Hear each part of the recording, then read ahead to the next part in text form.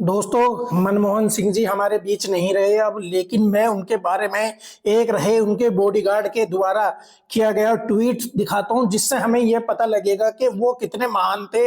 एक अरुण जी हैं कोई, जो कि कन्नौज से विधायक हैं। वे उन्होंने ट्वीट किया है मनमोहन सिंह के बाद कि मैं 2004 से लगभग 3 साल तक उनका बॉडीगार्ड रहा।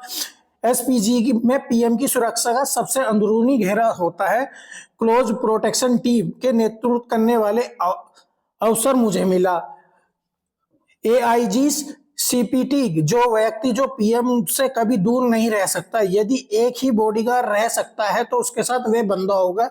ऐसे में उसका साथ उसकी परछाई की तरह साथ रहने की जिम्मेदारी मेरी थी। डॉक्टर साहब की अपनी एक कार थी मारुति 800, जो पीएम हाउस में चमचमाती काली बीएमडब्ल्यू के पीछे खड़ी रहती थी। मनमोहन सिंह जी बार बार मुझे कहते, असीम मुझे इस कार में चलना पसंद नहीं, मेरी गाड़ी तो ये है मारुति। मैं समझाता था कि सर ये गाड़ी आपकी ऐशो आराम के लिए नहीं है, ये कहना चाह रहे हैं नहीं है, इसके लिए सिक्योरिटी फीचर ऐसे हैं जिसके लिए एसपीजी ने इसे लिया है। लेकिन जब कार टैंक मारुति के सामने से निकलता तो वे हमेशा उसको मन भर के देखते थे, जैसे संकल्प दोहरा रहे हो कि मैं मिडिल क्लास का व्यक्ति हूं और मैं आम आदमी की चिंता करना मेरा काम है। करोड़ों की गाड़ी पीएम की है, मेरी तो मारुति है।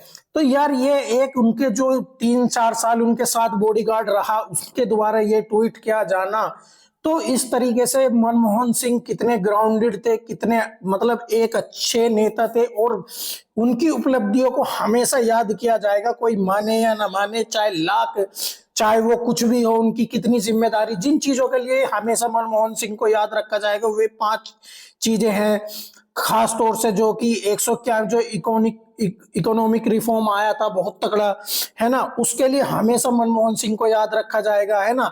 और जो डायरेक्टली जनता को अधिकार देते हैं, 2 ऐसे एक्ट हैं माने जाते हैं हमारे, एक आरटीआई एक्ट और एक कंज्यूमर एक्ट, है ना, जो कि हमेशा हमारे देश में याद रहेगा। जो 2005 में आरटीआई एक्ट पास हुआ था, है ना, उसको हमेशा हमारे देश में याद किया जाएगा। एक मनरेगा 2006 में जो एक्ट हुआ था रोजगार की गारंटी, उसके लिए हमेशा याद रखा जाएगा।